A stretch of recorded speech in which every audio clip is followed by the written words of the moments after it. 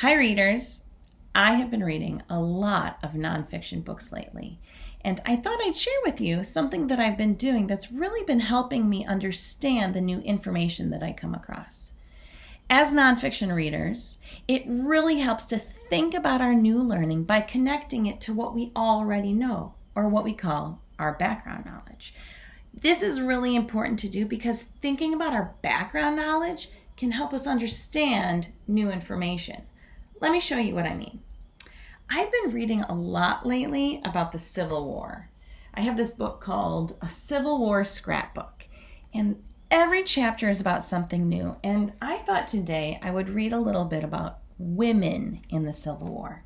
And so before I do that, I thought I would first think about what I think I know already about women in the Civil War. And you'll notice that I didn't write what I know because this gives me a little bit of room to, as I read, gain new information and maybe change or add to what I thought I already know. Because sometimes as we learn new information, we realize that what we thought we knew might not be completely accurate or might need to be amended to. So what I think I know about women, well, I do think I know that women used to work as nurses, and they would help the sick and injured on the battlefield. So, or I guess when they came off the battlefield. I also know that during that time, they wore long dresses. I'm pretty sure I know that. Also, women didn't fight in the war.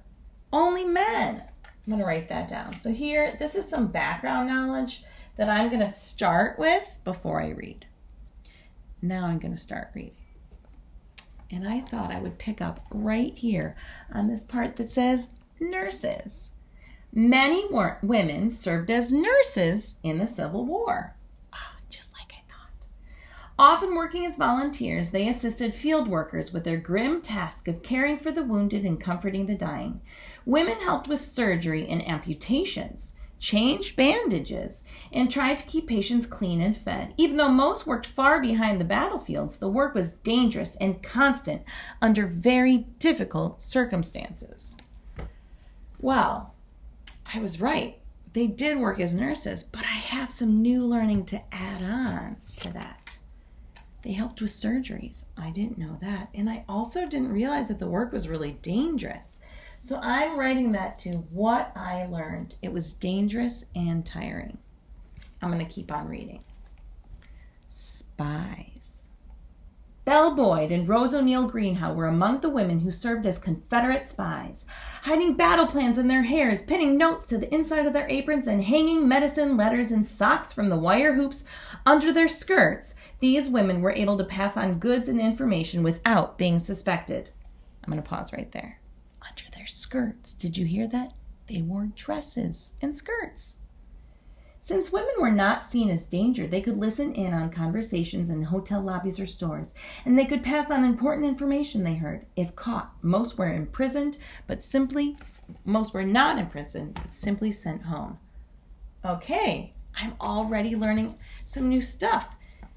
Women didn't fight in the war, only men. Okay, that still sounds pretty right, but they also worked as spies, so I can add that. So that's kind of working and fighting in the war, right? It's a different kind of fight.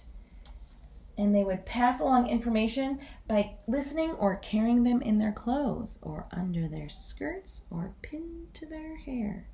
That is fascinating. Okay, I'm going to read some more now. And this time, when I'm done reading, I would like you to pause the video and write down anything that you learned. What was something new that you never knew before? Women as soldiers in disguise. Some women wanted to join the fight as soldiers. They had many reasons. A deep belief in the cause, a need for paying work, revenge for the death of a loved one, to be near a brother or husband, excitement, more freedom as a man. It was pretty easy to pose as a male soldier.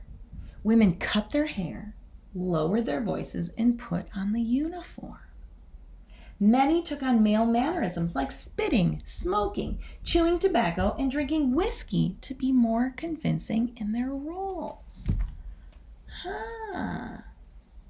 What did you learn right now?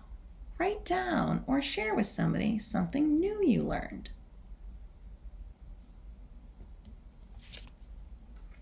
I'm noticing that what I thought I knew, that women didn't fight in the war, wasn't completely accurate, was it? I think I need to add some more information. They did fight, some of them as spies and some as soldiers in disguise. So I'm going to write that here. They dressed up and pretended to be a man. And they did this for lots of different reasons. For money, for freedom, to be near family. They believed in the fight. Readers, do you see what we just did? We thought first about, what do I think I already know about women in the Civil War? And then using that to build upon it as I come upon new information. Anytime you read nonfiction text, this is something that you can do. Prep your brain, warm it up, and think about, what do I already know or think I know about this topic? And then write down your new learning as you go. Happy reading.